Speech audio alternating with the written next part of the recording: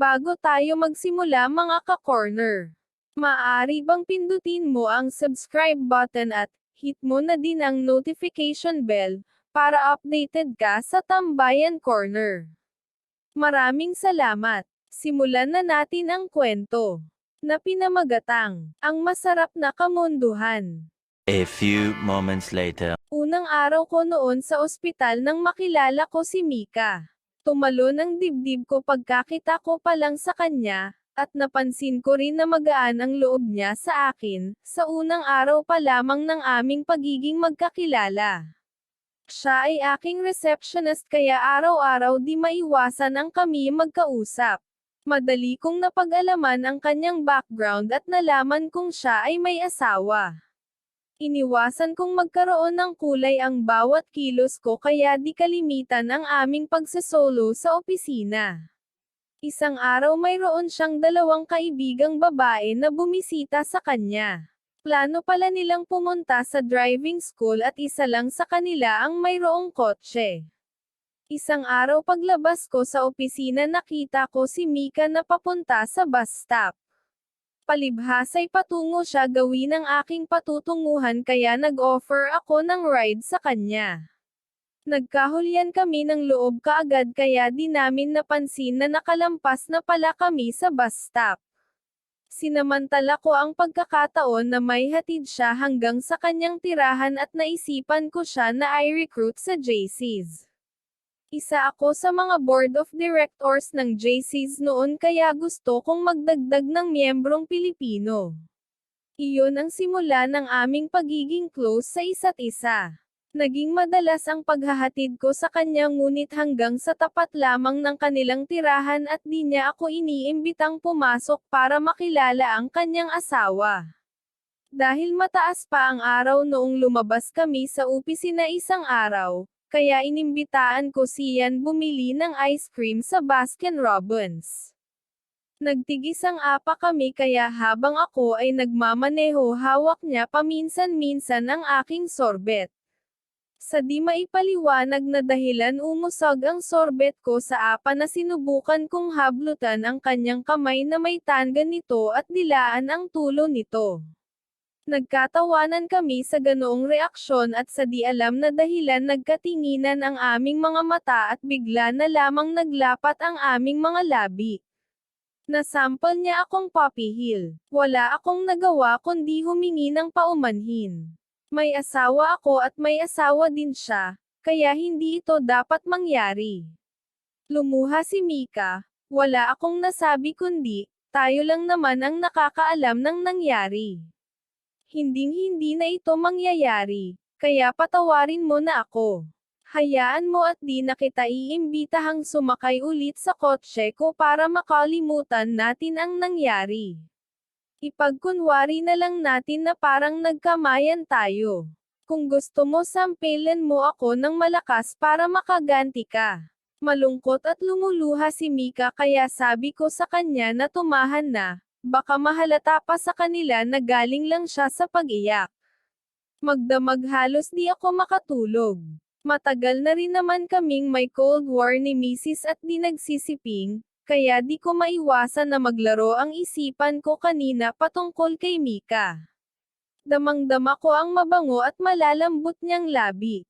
Naglaro pa ng malayo ang aking isipan na kami ay naghahalikan at nagyayakapan at malayo pa roon. Nilabasan ako sa aking pagsisirail noong gabing iyon. Tingid kanino man, ngayon ko lang sasabihin na ako'y malimit na magsarili para mabawasan ang stress ko sa opisina. Kinaumagan. 2 araw na halos di kami nagkikibuan ni Mika. Ngunit di ko na mapigilan ang aking sarili na hindi ko man lang siya makausap, kaya tinawagan ko siya sa intercom. Pasensya ka na. Di na ako uulit, kaya lang namimiss kita, pabulong kong sambit. Walang naisagot si Mika kundi, mayroon akong sasabihin sa iyo, sambit ni Mika. Ngunit bigla niya itong binawi at sinabing, kalimutan mo na, wala akong gustong sabihin. 2 araw pa ang nakaraan, nang humiling si Mika na ibili ko siya ng tangerines pagpunta ko sa produce market. Kahit wala akong balak pumunta sa market, pinilit ko pa rin pumunta para lamang ibili si Mika ng tangerines. Pagkaabot ko sa kanya kumuha siya kaagad ng isa nito, at inamoy pa niya. Magaganda at malalaki ang mga tangerines na binili ko. Sa ganitong pagkakataon, bigla kong natanong si Mika kung buntis siya. Ngumiti lamang siya at ibinulong sa aking tenga na wala siyang asawa. Para akong nabunutan ng tinak sa aking narinig. Isa na lang ang problema, ako ay may asawa at alam ng lahat sa opisina, at maging si Mika. Kinahapunan, nag-request si Mika kung pwede ko siyang bigyan ng ride pa uwi. Marami ang dala niyang tangerines at balak din niyang magdaan sa grocery. Hindi ako nag-atubili sa pagtango. Manapay maaga pa lang sinabihan ko na siyang mag-ayos para lumabas na ng opisina. Nagdaan kami sa grocery at habang hawak ko ang basket, bigla akong nilapitan ni Mika, at ginawaran ng halik. Halik na parang walang pakialam kung sino ang nakakakita at kung kanino ito iginagawad. Tinugunan ko rin ng mariing paghalik, at ibinaba ko ang basket kong hawak para bigyang laya ang isa't isa at matugunan ang kanyang pagyakap. Nagdikit ang aming mga dibdib. Si Mika ay may size D cups at ito'y nagdulot ng biglang pagkislot ng aking talong sobrang kalibugan sa aking buong katawan. Inihatid ko siya ulit sa tapat ng kanilang apartment at ginawaran niya ako uli ng mariing halik, at naghaplusan kami ng katawan. Hindi ko napigilan ang gabing iyon ang hindi bigyan ng laya ang sarili at magsarili ng 2 beses. Kinaumagan, Biyernes ng umaga. Inimbita ko si Mika para mag-dinner at nagpaunlak naman siya. Habang nagdidilim na ang gabi, binulungan ko si Mika at sinabi ko sa kanyang, I wanna go to bed with you, at aking hinaplos ng aking mga labi ang kanyang tenga patungo sa leeg. Tiningnan akong mariin ni Mika at sabi niya, ako rin. Itinalaga ko ang pagkakataong ito, kaya pinili kong kumain kami sa sushi bar na may hotel. Dati akong daytime manager ng Japanese hotel and restaurant na ito kaya alam ko ang paikot-sikot nito. Sinabihan ko ang isang waiter na ipadala na lang sa kwarto ang aming pagkain at padalhan kami ng champagne at 2 glasses. Hindi pa kami nakakaabot sa kwarto'y naghahaplusan na kami ni Mika, kaya pagpasok namin sa kwarto kinapako ang kanyang kuweba at bigla siyang napakislat, sapagkat ito'y nagal-alawa na sa basa ng kanyang tamod. Pinupupog ko siya ng halik habang patuloy ko siyang hinuhubaran. Nagkabuhol ang aming mga dila at ang aming mga kamay ay nakakaabot sa kung saan saang dako ng aming katawan.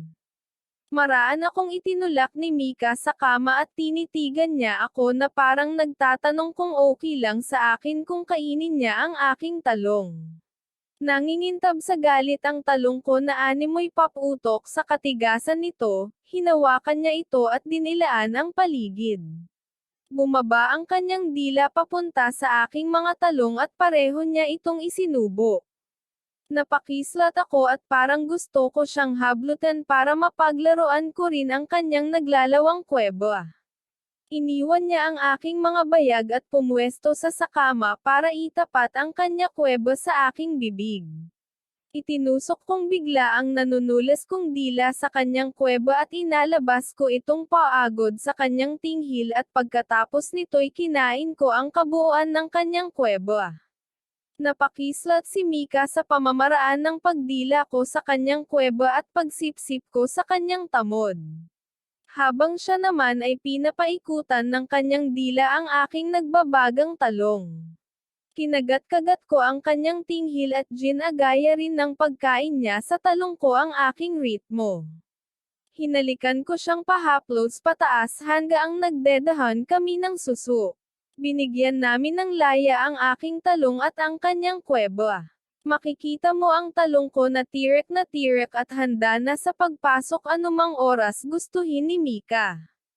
Huminto si Mika sa kanyang ginagawa at tumayo ito papuntang sulok ng kama. Inimbita niya ako at sabi niya, "Kiss me," at di naman ako nag-atubili. Hinalikan ko ang buo niyang mukha, kaya ito'y basang-basa na ng aking laway. Iniladlad niya ng kaunti ang kanyang mga binti kaya wala akong magawa kundi itutok ang nagbabaga kong ari.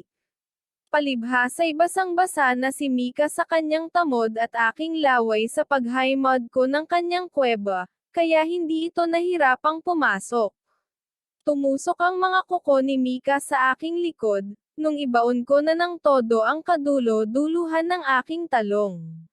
Kinadyot ko siya ng marahan para hindi siya gaanong masaktan ngunit napapakabig ito ng mariin kapag palabas na ang aking talong. Hindi nagtagal hinatak ni Mika ang aking puwitan ng mariin kaya wala akong nagawa kundi ibaon ko ng todo ang galit na galit kong talong. Sabay kaming nilabasan at hindi namin alam na kapwa kami basang-basa ng pawis.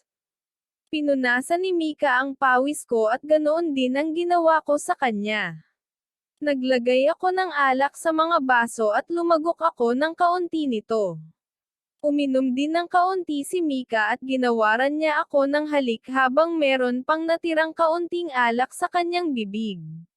Pinaglaro namin ang aming mga dila sa isa't isa at di namin napansin na kapwa na naman kami nalilibugan.